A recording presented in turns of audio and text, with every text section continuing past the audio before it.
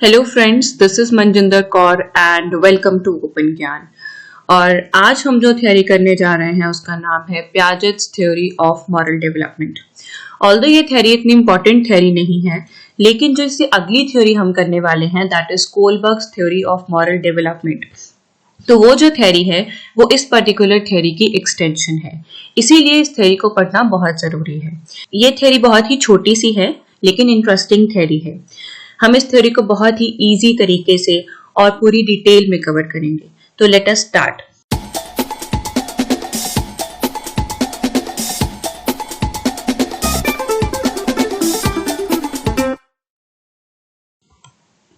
सबसे पहले हम कुछ की पॉइंट्स जान लेते हैं जो कि आगे थ्योरी में यूज होंगे। सबसे पहला है मॉरल डेवलपमेंट, जो कि थ्योरी का नाम ही है। It refers to a process through which children develops the standards of right or wrong within their society based on social and cultural norms and laws. तो मॉरल डेवलपमेंट एक ऐसा process होता है जिसमें एक इंडिविजुअल सोसाइटी की तरफ से तय किए गए जो नियम हैं या कानून हैं या रूल्स हैं उनके बेसिस पर किसी भी चीज को गलत या सही बताता है। तो हम ये कह सकते हैं कि मॉरल डेवलपमेंट एक ऐसा प्रोसेस है जिसमें कोई इंडिविजुअल या कोई व्यक्ति सोसाइटी में होने वाले गलत या सही में फर्क कर पाता है। तो इसे हम बोलते हैं मॉरल डेवलपमेंट। सेकंड हमारा की पॉइंट है constructivism. Constructivism refers to personal construction of meaning by the learner through experience by interaction of prior knowledge and new events. तो कंस्ट्रक्टिविज्म क्या होता है? जब कोई इंडिविजुअल या लर्नर अपने एक्सपीरियंसेस से किसी चीज को सीखता है या उसका मीनिंग कंस्ट्रक्ट करता है तो उसे हम कंस्ट्रक्टिविज्म बोलते हैं। और ये जो मीनिंग वो लर्नर कंस्ट्रक्ट करता है ये डिपेंड करता है उसकी प्रायर नॉलेज पर और जो न्यू इवेंट्स उसने एक्सपीरियंस किए हैं। नेक्स्ट जो हमारा की पॉइंट है that is egocentrism, when child is not able to see things from different points of view. जब कोई एक बच्चा किसी पर्टिकुलर चीज को डिफरेंट पॉइंट ऑफ व्यू से ना देख पाए तो उसे हम ईगोसेंट्रिज्म बोलते हैं। ये जो की पॉइंट है इसे हम पिछली थ्योरी में भी कवर कर चुके हैं जो कि है Piaget's theory of cognitive development. अगर आपने वो थ्योरी अभी तक नहीं देखी है तो आप डिस्क्रिप्शन में दिए हुए लिंक पर जाकर उसे चेक कर सकते हैं। तो ये थे हमारे की पॉइंट्स और इसके बाद हम ये देखेंगे कि हमें इस थ्योरी में क्या क्या पढ़ना है। तो सबसे पहले हम पढ़ेंगे अबाउट द थ्योरी के बारे में कि थ्योरी का बेस क्या है, पियाजे ने किस बेसिस पर इस थ्योरी को दिया है। नेक्स्ट हम पढ़ेंगे कि मॉरल थिंकिंग के क्या क्या टाइप्स होते हैं। एक होती है हेटेरोनॉमस मोरालिटी और एक होती है ऑटोनॉमस मोरालिटी। तीसरा हम पढ़ेंगे इनमें पॉइंट्स ऑफ डिफरेंस, दोनों में पॉइंट्स ऑफ डिफरेंस क्या है। तो लेट अस स्टार्ट। सबसे पहले हम पढ़ेंगे अबाउट द थ्योरी। सबसे पहला पॉइंट इसका है that Piaget conceptualize moral development as constructivist process whereby the interplay of action and thoughts builds moral concepts. तो पियाजेट के अकॉर्डिंग एक इंडिविजुअल की जो मॉरल डेवलपमेंट है वो एक कंस्ट्रक्टिविस्ट प्रोसेस है कि जो एक इंडिविजुअल की मॉरल डेवलपमेंट है वो उसके एक्सपीरियंसेस पे डिपेंड करती है। वो अपने एक्सपीरियंसेस से और सोसाइटी के इंटरैक्शन से मॉरल वैल्यूज को सीखता है। सोसाइटी में जो लोगों के एक्शंस हैं, जो सोसाइटी में प्रचलित थॉट्स हैं, विचार हैं, वो एक इंडिविजुअल के मॉरल कॉन्सेप्ट्स को बिल्ड करती हैं। नेक्स्ट इस थ्योरी का बेस क्या है कि what children think, that is children's moral thinking, कि क्या एक बच्चा सोचता है, उसकी मानसिकता क्या है, वो इस पर्टिकुलर थ्योरी का बेस है। नेक्स्ट हम देखेंगे कि क्या क्या मेन टाइप्स हैं मॉरल थिंकिंग के। दो टाइप्स ऑफ मॉरल थिंकिंग होती है, एक होती है हेटेरोनॉमस मोरालिटी और एक होती है ऑटोनॉमस मोरालिटी। हेटेरोनॉमस मोरालिटी जो है उसमें 5 से 9 साल के बच्चे आते हैं और ऑटोनॉमस मोरालिटी में 9 से 10 साल के बच्चे आते हैं। हेटेरोनॉमस मोरालिटी को हम मॉरल रियलिज्म भी बोलते हैं, that is the morality imposed from outside. Autonomous morality को हम मॉरल रिलेटिविज्म भी बोलते हैं, that is morality based on our own rules. Morality impose from outside का मतलब है कि जो 5 से 9 साल के बच्चे होते हैं वो सही और गलत में डिफ्रेंशिएट करने के कैपेबल नहीं होते हैं। तो इसीलिए वो उन्हीं मॉरल वैल्यूज़ को इनकलकेट करते हैं जो बाहर वाली अथॉरिटीज़, बाहर वाली जो अथॉरिटी फिगर्स हैं, दैट इज़ उनके जो पेरेंट्स हैं, उनकी फैमिली है और सोसाइटी है, वो जो उनके ऊपर मॉरल वैल्यूज़ को इम्पोज करती हैं वो उन्हें ही इनकलकेट करते हैं। मॉरल रिलेटिविज्म क्या होता है? Morality based on our own rules. तो जो 9 से 10 साल के बच्चे होते हैं उनकी थिंकिंग इंडिपेंडेंट हो जाती है और वो अपने हिसाब से मॉरल वैल्यूज़ को इनकलकेट करते हैं। उन्हें यह समझ आ जाता है कि कौन सी मॉरल वैल्यूज़ उन्हें इनकलकेट करनी है और कौन सी नहीं। सबसे पहले हम देखेंगे हेटेरोनॉमस मोरालिटी। हेटेरोनॉमस मोरालिटी क्या होती है? हेटेरोनॉमस मोरालिटी का फर्स्ट कैरेक्टरिस्टिक है children regard morality as obeying other people's rule which can not be changed. तो दूसरे लोगों के द्वारा जो सेट किए गए जो रूल्स होते हैं उनको ओबे करना ही जो इस स्टेज का जो एक चाइल्ड है उसे ही मोरालिटी मानता है। इस स्टेज का जो एक मोस्ट इंपॉर्टेंट की फीचर है वो है immanent justice, that all rules are made by some authority figure and breaking the rules will lead to punishment to make the guilty suffer. कि जो ये सारे रूल्स होते हैं ये एक पर्टिकुलर अथॉरिटी फिगर के द्वारा बनाए जाते हैं। दैट इज अथॉरिटी फिगर का यहाँ पर मतलब है जो पेरेंट्स होते हैं, फैमिलीज है और जो सोसाइटी है उसके द्वारा बनाए जाते हैं और अगर वो बच्चा इन रूल्स को तोड़ेगा तो उसे पनिशमेंट मिलेगी। नेक्स्ट जो इसका इम्पॉर्टेंट की फीचर है वो है expiatory punishment, that is the punishment will be given to the guilty and that punishment will be proportional to the severity of wrong doing. कि अगर कोई भी व्यक्ति गलत काम करेगा तो उसे पनिशमेंट मिलेगी और वो जो पनिशमेंट होगी वो उतनी ही बड़ी होगी जितना कि गलत काम उसने किया होगा। नेक्स्ट इसका फीचर है that child believe that rules are divine like. बच्चा सोचता है कि जो रूल्स हैं वो गॉड की तरफ से बनाए गए हैं और इन्हें वो चेंज नहीं किया जा सकता है। अगर इन्हें चेंज करने की कोशिश करेगा कोई भी तो उसे पनिशमेंट मिलेगी। Child's understanding of lie measures lie in terms of departure from the truth.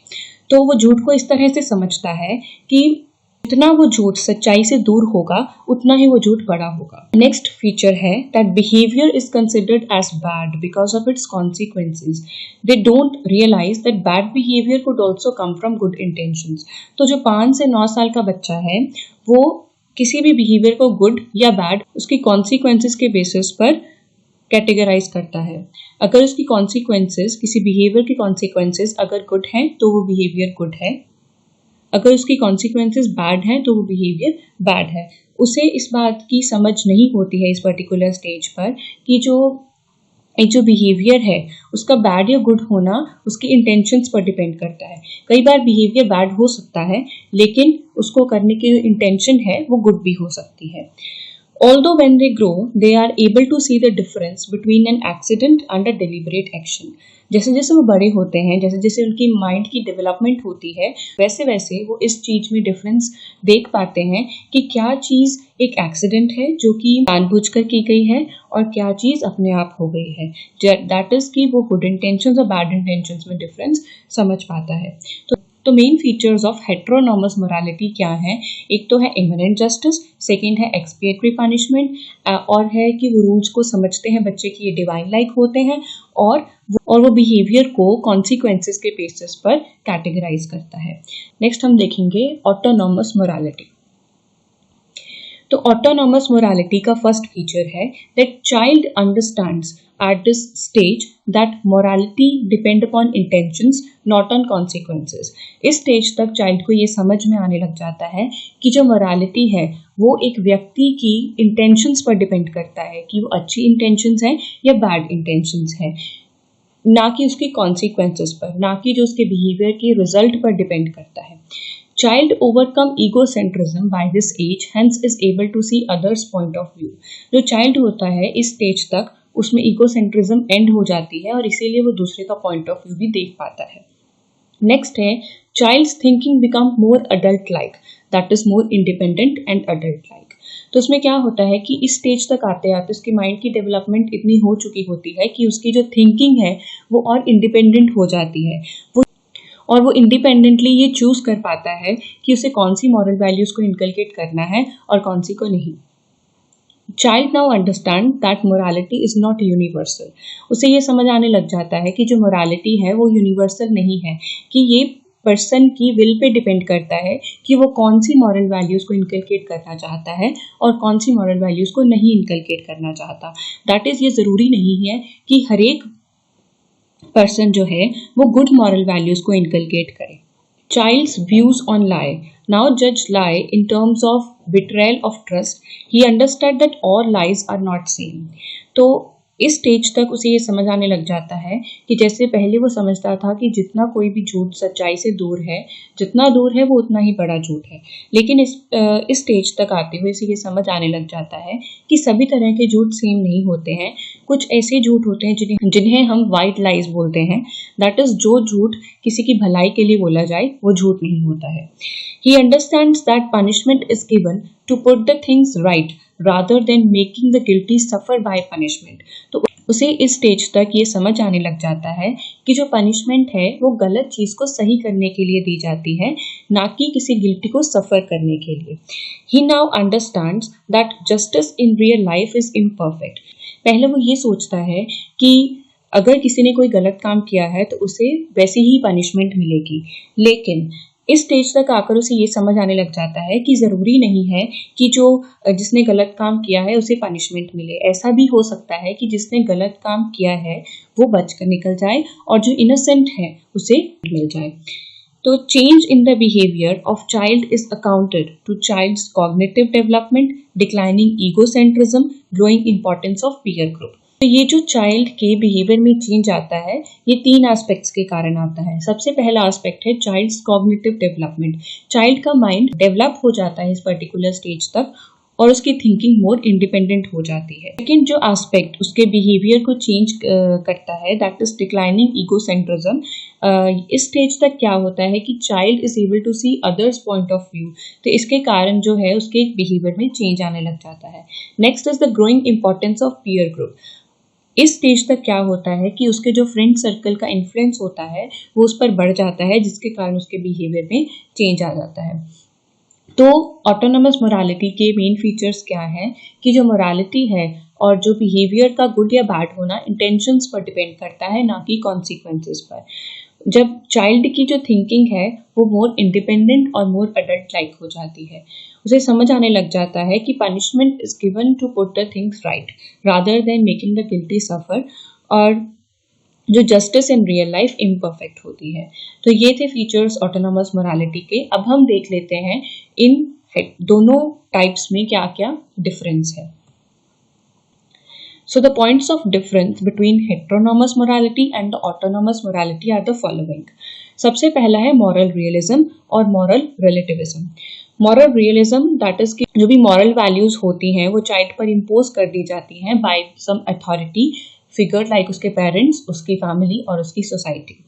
Autonomous morality में जो चाइल्ड है वो खुद डिसाइड करता है कि उसने कौन सी मॉरल वैल्यूज को इनकलकेट करता है और कौन सी को नहीं।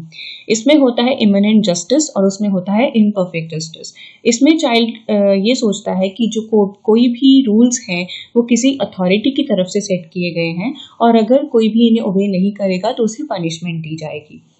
इसमें चाइल्ड को समझ आने लग जाता है कि जस्टिस इन रियल लाइफ है वो इम्परफेक्ट है।